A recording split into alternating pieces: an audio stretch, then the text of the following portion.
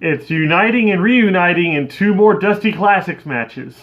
And it's the deepest women's division and the largest women's match in NXT history. More selection for your erection. This is what's NXT.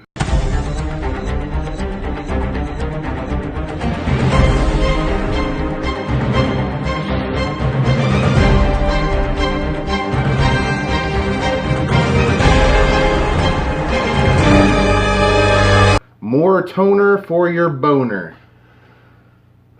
No. More chicks for your dicks. More. Just stop it.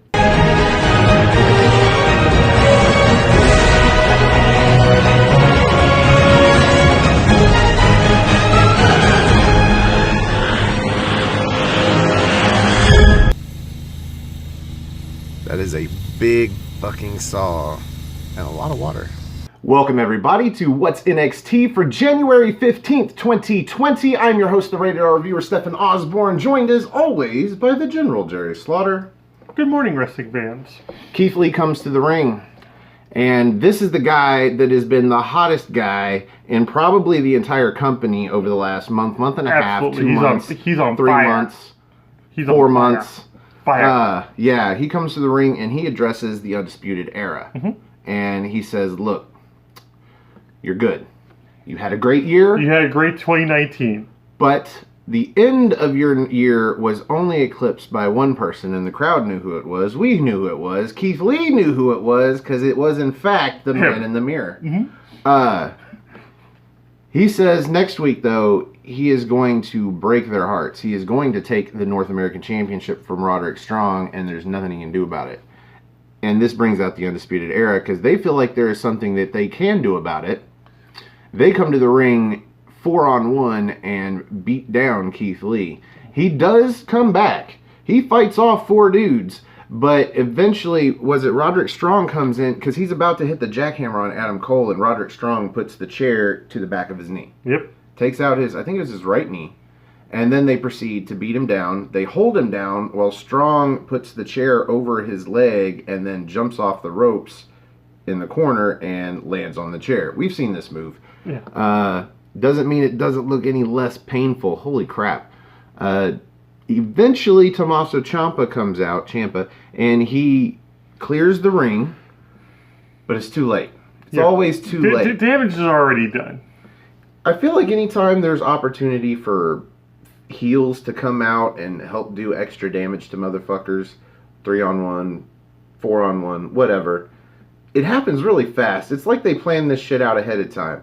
When it's a babyface, though, it takes forever for a motherfucker's friends to come out. Like, what the hell? This happens twice in one night. Tommaso Ciampa gets his fucking comeuppance for taking so damn long to help out Keith Lee, but we'll get to that. In the meantime, this makes Keith Lee look good for 2 reasons. 1, he happens to be really good on the mic. 2, he looks like more of a threat. If it takes 4 people, like you coming out, there are 3 other guys to take him out. And you still can't, and it takes a chair. Looks good. Oh yeah, it looks excellent. And then Tommaso Ciampa comes out, and this just furthers his storyline. But we'll get to that in a little bit. In the meantime, we get an interview backstage with Tegan Knox, who is finally returning from being on the shelf from the attack from the Dakota awesome Kai. Attack by Dakota Kai. Yes, the awesome attack by Dakota Kai. She's coming back tonight, and she will be in the women's Battle Royal. And this Battle Royal is of innumerable size. We don't know. At this point, we had one idea of who was going to be in this match. I think initially it's supposed to be 10 women, but then all of a sudden we get more added in and some taken out, and it was just weird. Just a lot. We'll get to that. It was a cluster. In the meantime, Candice LeRae, she attack hugs Tegan Knox. From out of nowhere. And that's the end of that interview. Sadly. Like, it wasn't much of an interview to begin with. I think she says, like, 3 things. Like, I'm glad to be back, and I'm going to get hugged. Yep. Pete Dunne and Matt Riddle versus Mark Andrews and Flash Morgan Webster, the man with too many names. This was a match I did not know that I needed in my life. Oh, it was... you're wondering how Pete Dunne and Matt Riddle were going to coexist as a team, and it looks like they've been wrestling together for like a decade. Holy shit. Some of the moves that they were pulling in this thing, just combining their, like, you know, signature moves was just... People, like, were probably sitting in the crowd like, why have we never wanted this before? Why has this never happened? And these two got together at least one day before all of this, got in a ring and said, okay, let's run down the list of our moves and see what we can combine. Because it turns out you can put a lot of combination into that flash knee strike that Matt Riddle does. Mm-hmm. But not just that. No. I have got all of those moves. So I will name drop the ones that you don't. Your thoughts on this match, because I'm about to blow up on this match. This was awesome. Flash Morgan Webster and Mark Andrews, don't get me wrong, they did fantastic in this match, but they didn't really show us anything new. Like, you could tell that Matt Riddle and Pete Dunne had watched the match. Plus, Pete Dunne and Mark Andrews, they go way back to the point where Pete Dunne was Mark Andrews' first match. Or Mark Andrews was Pete Dunne's first match, one or the other. Something like that. But either way, those two have a long history, so all those moves have already been taken into consideration. And Matt Riddle and just break down the match. Okay. My first note here was something new out of Andrews. He goes for a slingshot victory roll. So he jumps from the apron inside and tries to do a victory roll off of Dunne, but ends up leaping out of that because Matt Riddle's is standing there, and he jumps onto Matt Riddle's shoulders and swings around for a tornado DDT. It happened like I said it, folks. I'm telling you. From the apron, over the top, into a victory roll, out of the victory roll, up into a tornado DDT. We had to rewind, like, just to get everything. Probably twice for that one. Mm-hmm. Pete Dunne throws an X-Plex into Riddle's powerbomb.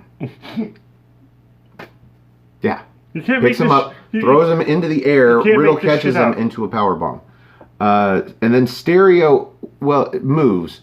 One was a kick. It was that Pete Dunne kick to the side of the head when the dude's on his knees, but also a Matt Riddle knee flash, or flash knee, whatever. They get a near fall. Dunne hits that double stomp onto Mandrew's ankles. You know how he normally stomps on both the hands. He does that too, but he also stomps on his ankles, but then Mark Andrews gets up and hits a Northern Lights and then jumps into a double stomp. And then counters an electric chair into a Poison Rana when Flash Morgan Webster gets in and hits a knee strike to the face. So knee strike, Poison Rana, only a near fall. Only a near fall. I think somebody came in and broke that up. Let's see. Mark Andrews hits a moonsault off of the apron into a tornado DDT onto Dunne on the outside. Like, Mark Andrews was killing it. Yeah. He's like, this is my shot on NXT. I'm going to kill it. And he fucking killed it, but so did Riddle. It makes you kind of wonder why he wasn't in the cruiserweight match as well, but I guess he had to be in the Tag Classic first, but still. Like, they get back in the ring, and Riddle hits a spear onto Flash Morgan Webster, and then into Mandrews. And he just hits a brilliant-looking spear anyway. He rolls out of it, which is awesome. I don't think I've ever seen that out of anybody. There's somebody on SmackDown that rolls out of their spear. Anyway, I think it's SmackDown. Where was I? Flash Morgan. Of spears. Yeah, a whole bunch of spears. And then he picks up somebody. Oh, onto Dunne. Or no, he picks up somebody, hits the bro to sleep, but at the same time, Dunne hits an Enziguri. I think it's Flash Morgan Webster at that point. Doesn't matter who it was. It's still, they kick out. It looked painful. Flash Morgan Webster counters a Riddle bomb with a roll up, but then Dunne punches Mandrews into the pin attempt. So like Mandrews jumps in the ring, like he springboards in to jump in the ring to stand between Dunne and the pinfall attempt, but Dunne just fucking forearms him and knocks him into the 3. That was cool. We actually backed that up, even though it was just a punch to the face. It was a funny punch to the face. Let's see. Mandrews goes to counter the bitter end with a Stun Dog Millionaire. Can you imagine? But he doesn't land it because Dunn holds him, picks him back up, and then tries for an X-Plex that ends up getting countered into the Stun Dog Millionaire. Bravo. Either way, like, he's still got that Stun Dog Millionaire. See, Riddle catches Flash Morgan Webster with the who comes out of the ring with the Suicida outside. Right into the Bro Derek. Well, not right into it. He has to maneuver him into it, but yeah, he hits the Bro Derek, which is an inverted, what is it? Neutralizer? Yeah, neutralizer. And then inside the ring, Pete Dunne counters Mandrew's shooting star. He just gets up and, again, punches him in the face with that forearm. Mm-hmm. And then he hits a bitter end with Matt Riddle hitting a flash knee at the same time. Or in the air, and then into, like, yeah. 1, 2, 3. Bro to sleep is the bitter end. Yeah, Pete Dunne and Matt Riddle advance. And I kind of saw this coming. Yeah. I don't know if they're going to win the next round, but I certainly saw them at least winning the first round, because if anything, they are the only odd couple. Because you would think maybe Kushida and Alex Shelley would be the odd couple, but they had been a tag team for a long time. Like, they're definitely not the odd couple. Well, they alluded to this a lot, the fact that Aleister Black and Ricochet won last year. So I think they're really, like, pushing for Matt Riddle and Pete Dunne to win this. Which is why I really would think that they weren't going to win it. But it's going to be those two versus Imperium next week. So it's kind of up in the air. That's going to be an awesome match regardless. Yeah, but I mean, they're ready to be a tag team. They've already got their poses down. They've got the matching tights. Because they've got the two poses. They've got Pete Dunne shrugging while Matt Riddle does the thumbs up, and then they've got the Matt Riddle pose with the Pete Dunne to the pose. Like, I can't do the Matt Riddle pose. I don't know. It's like... Just throws back his arms. Oh, yeah. Yeah. Yeah, I can't do the Matt Riddle pose, sort of. Don't rate me on that. Too white.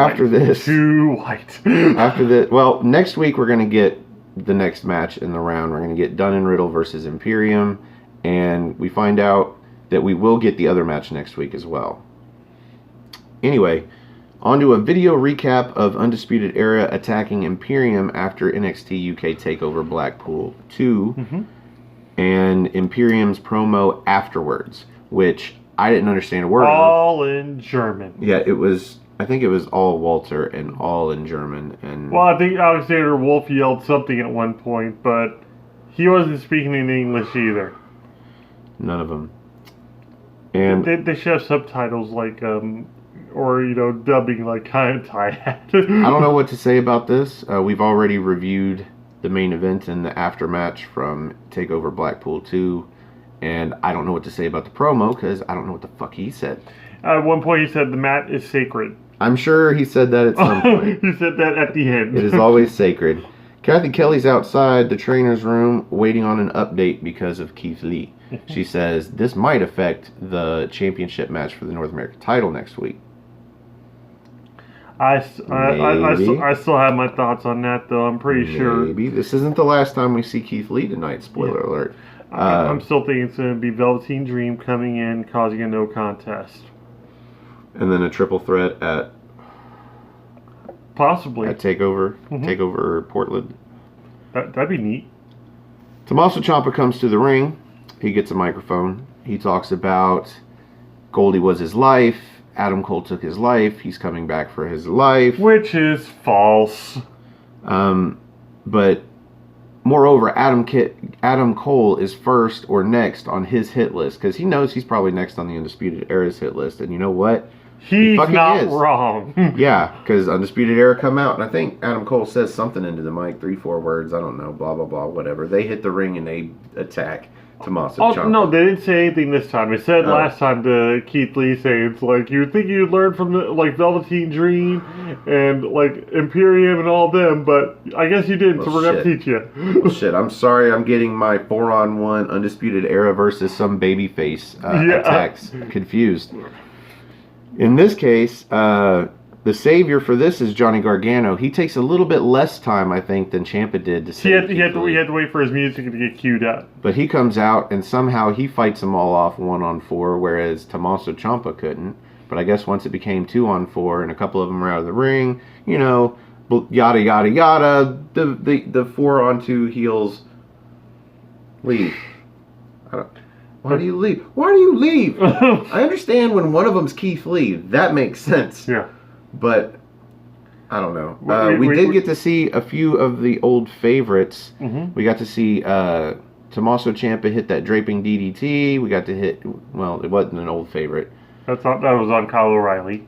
Well, I was going to say Johnny Gargano hits a super kick onto Bobby Fish, and then Fish is left in the middle of the ring. The fun part was the look they gave each other, talking about Ciampa and Gargano. Yeah. And then the meet in the middle. Initially, he just sees Bobby Fish, like Ciampa just sees Bobby Fish in the middle of the ring. He looks over at Gargano, and then you can see, like, it's a side profile, so you can't really see much from the beard, but you can see this huge grin, like, stretch across his face. And like, from then, meet in the middle. And the crowd's chanting DIY, and Mauro Ranallo at the desk is talking about, you know, a chance reunion of DIY just for the moment. And well, last time they reunited for the Dusty Classic, we saw how that turned out. Yeah, not too well. This time around, at least we don't have the Dusty Classic getting in the way. No. I don't know. This is fun. I like the fact tonight that we only have Mauro Ranallo and Beth Phoenix, because Beth Phoenix don't say a whole lot. No. And Mauro Ranallo is very good at his job. Not perfect. Honest to God, not perfect. He makes a few mistakes. At one point, he called Mark Andrews and Flash Morgan Webster the grizzled young veterans. Support, no DQ. So after the commercial break, Trent Seven is shown tweeting about the reunited DIY and says, that's interesting. How about me and my partner from Mustache Mountain challenge you guys at Worlds Collide? I don't know if he said Worlds Collide. Worlds Collide. But that's what we're going to get. He's like, William Regal, can we do this? That's what it said at the bottom of the tweet. Like, William Regal, you cool with that? So, a couple of teams reuniting. Because really, this is kind of like a reuniting of Mustache Mountain, because they haven't tagged in a while. Mm-mm. Up next, we have the other Dusty Rhodes Classic match, Kushida and Alex Shelley versus Zach Gibson and James Drake, and this was a fun match. Absolutely. Holy shit. Had a lot of fun with this match. Your thoughts? Alex Shelley hasn't shown his full potential yet, which, like, you know, but you know me, I'm a huge Alex Shelley fan regardless. But seeing him and Kushida team up together, that was a treat, and Zach Gibson and James Drake, they came to fight, they came to win, and show that they're like the most dominant tag team on the planet right now, which isn't exactly true, but it's close enough to it. And in this performance, they put everybody on notice that it doesn't matter how long, like, or how established these other teams are, or how fancy or flippy or like technically sound they are, that they'll find ways of winning. This is true. I don't have quite as many notes because mostly I just watched the match. Yeah. It was fun. There was a lot of tag team stuff from Kushida and Alex Shelley that, of course, I've never seen before. Speedy.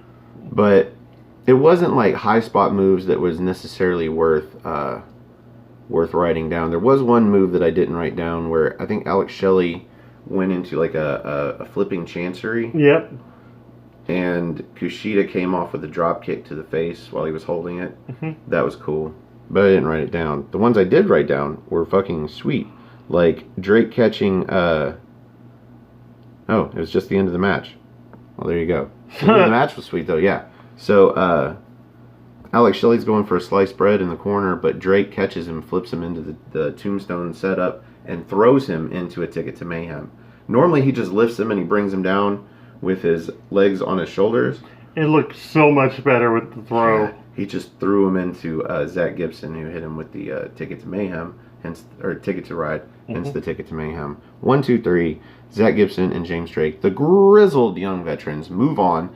Which you could almost consider an upset, even though Kushida and Alex Shelley haven't teamed together in a while. They're former tag champions from over in Japan, so. Yeah, but the grizzled young veterans are former inaugural NXT UK tag team champions that held the titles for like fucking 8 months. Yeah. Something like that. Like, something ridiculous. The beauty of this match for me, though, as much as the whole thing was just a tag team clinic, was the aftermath of the match with them all standing in the ring together. Yeah, so you've got Kushida and Alex Shelley going for the handshake, and then the grizzled young veterans are like, nah. No, they get out of the ring. Gibson gets a mic, and you had mentioned that the crowd at no time during the match did the "if you hate Gibson, shoes off" chant. But they did do it there at the end when he did not shake the hands, and that's when he got on the mic and he told the crowd that those two were great, but currently the grizzled young veterans are great and will be great. They are the present and the future, and the time splitters are just the past. Yeah. And they will soon be the Dusty Rhodes Classic champions. He even called them hipsters trying to act cool and act like they know who Alex Shelley is. So yeah. It was one of those very few times Zach Gibson didn't speak in circles. He just was very blunt and to the point about it, and it worked. Well, I said during the match the reason the crowd wasn't chanting the Zach Gibson chant that we all know and hate or love or whatever is because he hadn't cut the promo yet. That's Zach Gibson's got to come out and piss the crowd off a little. He gets to end. James Drake was at his mugging best. So Chelsea Green is outside with Robert Stone, who you informed me is actually Robbie E. And I'm like, Rob Echoes. What the fuck? He's I lost like 100 pounds in muscle. I didn't know until Cindy G and Chris Willis had actually informed, we're talking about it on Twitter. I'm like, that's why he looks familiar. Holy shit. I don't know if any of y'all saw him in Impact back in the Aces in 8 Days. He was jacked. He is no longer jacked. Nope. He speaks quite eloquently though. Mm-hmm. Oh, he's gotten rid of that whole Jersey stick. He says that Chelsea Green is the hottest free agent, and you're going to have to wait to see her. Mm-hmm. She is not going to be in the match tonight. She is not going to debut She's not going to debut in a battle one royal. week after her debut on the show. Yeah. And anyway, she says exclamation on the hot, something like that. Yep. Pretty much saying she's a little narcissistic, she's like, I am hot, blah, blah, blah. Emphasis on the hot. And, yeah, so... And then they speed off. I guess Tegan Knox is taking her place. Yep. But in reality, it just becomes roll of the dice come time for people to come out for the Battle Royal. And we will expound upon that later. It's a hodgepodge. It is the main event, so it'll be the last thing we talk about. Finn Balor promo. He's talking about Ilya Dragunov. He's looking at a tablet, watching some footage, and he says something to the effect of, when you come at Finn, you better not miss. Yep. I think that's him referring to Torpedo Moscow. If he misses with that, Finn Balor's going to take full advantage of it. So maybe spoiler alert. Who knows? Well, Finn Balor's good at that. This is a match for Worlds Collide, and I approve of this only because it's some attempt at giving us a little bit of, build-up. Well, I think it's also the fact that, Dragunov had such a great showing with Cesaro at the NXT UK Takeover Cardiff. Yeah, and so now we're going to get to see him against Finn Balor. That's going to be a great match. It's the meetings of the leather jackets. I suppose. Anyway, Angel Garza's on commentary, so he gets to sit where normally we'd have Nigel McGuinness, and he got the week off. Yeah. Because he got to call NXT UK TakeOver Blackpool 2. And I'm like, he got 2 days off. You telling me he can't make it over here in 2 days? Bullshit. But whatever. Like I said, we got to hear more Morrow and less Beth.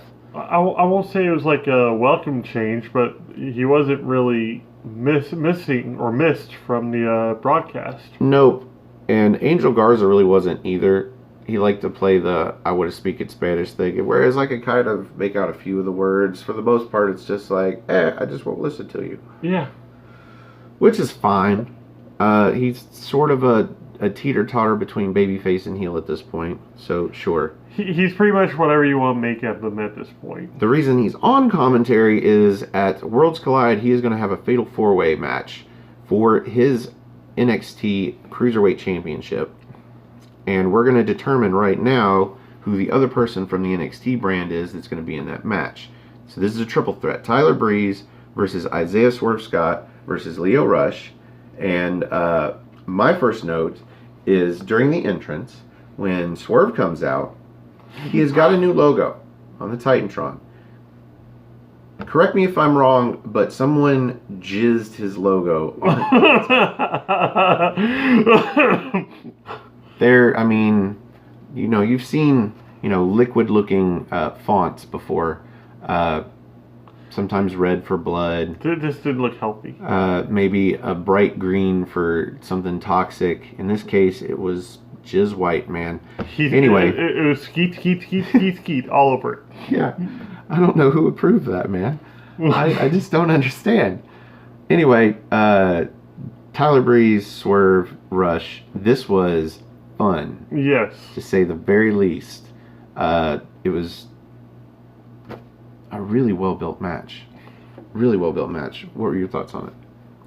Well, initially, I just thought it was going to be just for number one contendership, and one of those three would actually face Angel Garza. Yeah. That's what I initially thought, and it wasn't until I heard it was a Fatal 4-Way match, for Worlds Collide, that I was like, oh, well, any of these guys would be great in this match, and I want Swerve Scott to win the cruiserweight belt, but if he wouldn't win it at Worlds Collide just yet, and let Angel Garza build up a little bit more of a title reign, and a little more lineage to this, I guess you can call it new NXT Cruiserweight Championship, that'd be cool. But this match in general was just awesome. Yeah, a whole bunch of different high spots. It had a whole plethora of kicks. There were a lot of kicks thrown in this match. Well, I was rooting for Swerve for two reasons. One, we've already seen Lio Rush as the champ and Lio Rush versus Angel Garza. Good matches, but I don't want to see another one if I can see Swerve or Tyler Breeze. But really, I don't want to see Tyler Breeze either because he's not a cruiserweight. No. I swear. He's not a cruiserweight. He's a lightweight. He might be a light heavyweight, but he's not a cruiserweight. There's a big difference. This is fine use of him since Fandango is injured, but I don't want to see him advance past this match. And as far as the other two contenders, one of the 4 possibilities in the 2 singles matches we're going to get to fill in those spots is Jordan Devlin. And if they are actually going to put the Cruiserweight Championship on Jordan Devlin, I'm fucking all for that. Mm-hmm. That's where I would go. Because then you can take the NXT Cruiserweight Championship over to NXT UK, and you actually could use that as a mid-card title because a lot of those guys are in the weight division. I'm thinking that's the route they're going. They're not going to give us a European belt, but they're going to give us a Cruiserweight belt for a while. And I think I'm okay with that. Better than nothing. Yes. NXT UK Cruiserweight Championship. Whatever. Meanwhile, back to the triple threat match. Let's see. I've got Rush hitting a backflip. Not hitting. He backflips off the apron because I think it was Swerve was coming at him from the other ropes.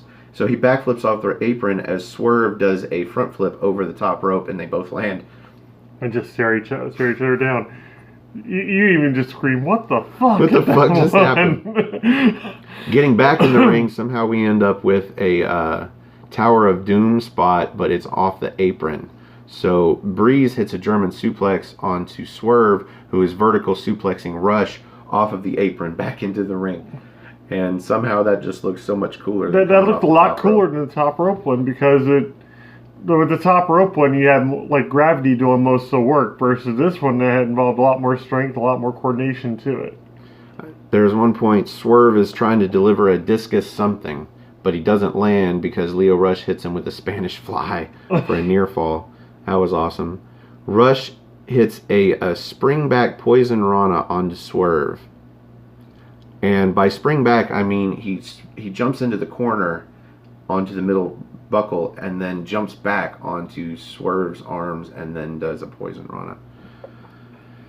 And then gets up and does a suicida onto Breeze where he basically spears him in the face. about knocked his head off is what he did. It wasn't his first suicida. He's done 2 of those spear suicidas in this match. I just didn't mention the first one. Meanwhile, he gets back in the ring and does a final hour. Gets a near fall because Breeze comes in and breaks it up. And then it's another final hour onto Breeze. But then Swerve throws him into... Okay. So Swerve picks him up and goes to throw him out of the ring to pick up the pinfall, but he throws him into the ropes and he catches a come up. Yep. That was cool. But then Swerve hits a JML driver for the pinfall. Now, JML, I don't know what it stands for, but the driver itself, he picks him up with a half Nelson and then rolls him forward into a victory roll bomb onto his shoulders and then stacks him up for the pinfall. 1, 2, 3. It's really crisp and really great looking. I don't remember who he hit it on. It was probably Leo Rush. Oh, no. It was Tyler Breeze. Was it? Yeah. Holy shit. Well, there you go. It was our prediction. This is the best guy to move forward, even if he doesn't get the win. At the very least, we're not seeing Leo Rush back in the picture when it could be somebody else. And we're not seeing Tyler Breeze in a division that he's not built for. Yeah. Next, I'm gonna say it right there. Swerve is pretty much my second favorite in the the breakout tournament that we had. My heavy favorite was still Cameron Grimes. well, if we'd have done our brackets after seeing a couple of matches from these guys, I might have agreed with you, but I don't even remember where my brackets were at. They were all over the place. Mm-hmm. I think I was out after the second match. You were. So we get a double spot of Kathy Kelly. First off, she's interviewing Rhea Ripley backstage, who says she is going straight through Toni Storm and straight through whoever the winner of the Battle Royal is going to be, because this is now her division, yeah. The nightmare's just beginning.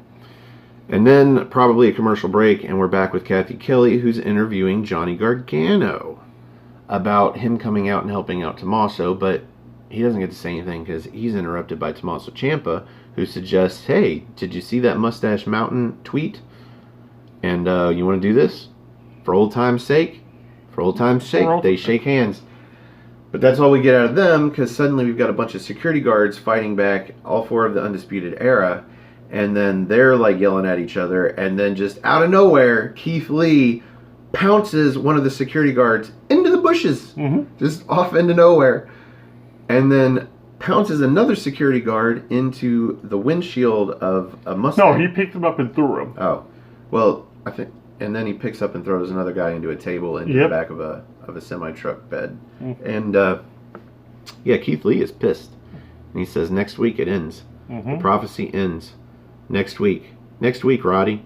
That's what he's yelling. He's gonna get them hands anyway. We're going to see that next week. Keith Lee versus Roderick Strong for the North American Championship. And based off of the matches tonight and the ones last week, we are going to get the second round of the Dusty Rhodes Classic, Undisputed Era versus Girls and Young Veterans, and the Broserweights versus Imperium. I like the Broserweights. I'm not a fan of the name. I don't know why. Well, it's too obvious. Yeah. Too obvious, maybe. I don't know. Anyway. But they work. The other tag team match we're going to get that is made official is at Worlds Collide, DIY versus Mustache Mountain. So this is awesome. This is also everything from the show before the main event. Yes. The main event ends up becoming some sort of weird chaos. And this is before the bell rings and the match starts. Yeah. I want to back up. Because I wrote down, I think last week, or maybe it was the week before, all of the participants that we were supposed to get, save maybe an addition or two. Yeah. It was you wrote it down last week. While I'm looking for it, what were your thoughts on the main event? It was a Battle Royal. What else do you say? We've got Chelsea Green. She bowed out. Dakota Kai. We didn't get Dakota Kai. Nowhere to be found. Since Chelsea Green got replaced by Tegan Knox, I guess Dakota Kai doesn't want to get in the ring because Tegan Knox is going to be there. Vanessa Bourne, who we do get, Caden Carter, Mia Yim, Io Shirai, Santana Garrett, Shotzi Blackheart, Xia Li. We got all of them. Bianca Belair, Candice LeRae, we got them, but we got so many more. Yeah, we got a couple more in there. A couple of more. One was a big surprise because I thought she had retired. Casey Catanzaro. Catanzaro. Why did you think she retired? Injury? No, Ricochet had said she was going to be staying at home because like they were thinking about starting a family and everything. Oh. And like Maybe she's infertile. classy. Crickets. Oh. Crickets. And Mercedes Martinez. She debuts. Let's see, who else did we She get? debuts. Debuts. We also got... She'd already had her match against Nikki Cross. I think she was Nikki Cross's last match in NXT. Well, we also got Amy Hartwell, Deonna Purrazzo, Catalina, Jessie Kamea, Jessie Kamea, and MJ Jenkins. She's the black chick with the mohawk. And I think she ends up being the first one eliminated. She's the first one eliminated. But we also get one more participant. Shayna Baszler. Now it's a motherfucking main event. Well, the crazy part about that was how like the crowd lit up for her. Like it used to be like boos and whatnot, but since that belt's no longer on her, people were just clamoring to see her at that point. Yeah, because she's not what do you call it? Holding the belt hostage anymore. Yeah. So now we want to see her again because it's fucking Shayna Baszler. Because despite the fact that you don't want her to always have the title, she is awesome. So I've got the order of all of the eliminations until we get down to the last two, and then maybe a note or two. First out is MJ Jenkins. Baszler eliminates her. Second out is Kamea, and she's eliminated by Bianca Belair.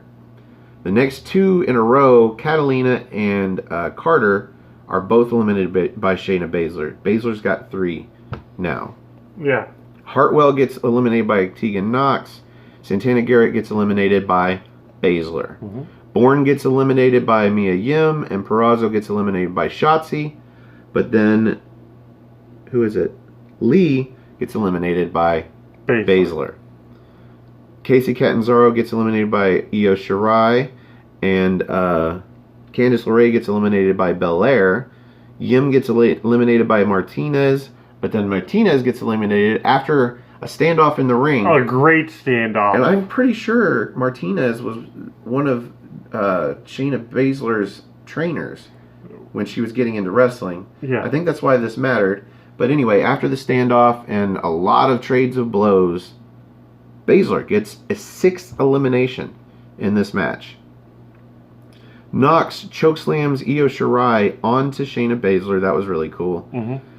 But then she goes up top, and Dakota Kai pulls her off the top rope, smacks her face into the top turnbuckle. She hits the outside. She is gone. And Dakota Kai, having served her purpose, leaves.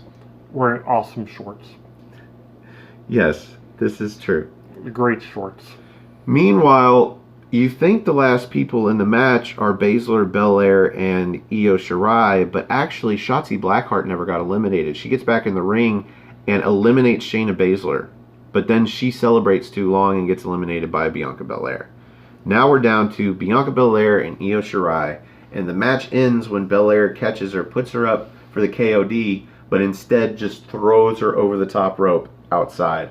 Thank God she landed on her feet, though. Yeah. Whew.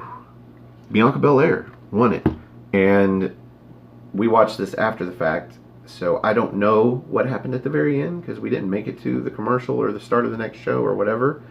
I think that would have been a great spot for Rhea Ripley to come out and say, okay, you and me, come to the ring, stare her in the face, hold the belt up, and then cut to commercial. But we don't know because... It cut off. Yeah, Sling cut it off. But that's all right. Sling blade. It did record, and that was my problem last time with it. So that brings us to the end of the main event. Here on What's NXT, we like to rate the main event using the General's 5-star rating system. And Jerry, out of 5 stars, where do you rate this women's Battle Royal? I'm going to go ahead and give it 3.5. And that's pretty much because it furthered a couple different storylines. It's pretty much starting a new one, I believe, with Shayna Baszler and Mercedes Martinez. That's going to be at least one match, possibly a series. And Shotzi Blackheart, she's going to have hell to pay from Shayna as well.